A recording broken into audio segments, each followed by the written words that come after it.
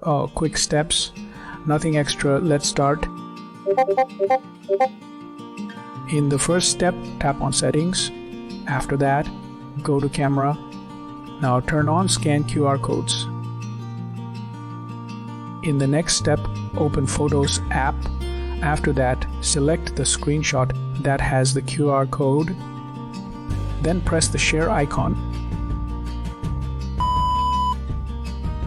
In the next step, tap on live text if it is visible. Later, keep pressing the QR code until you see options. Next, choose open link. In the next step, open the App Store.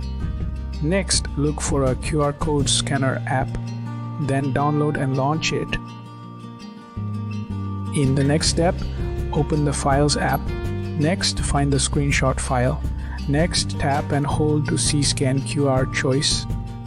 You are good to go.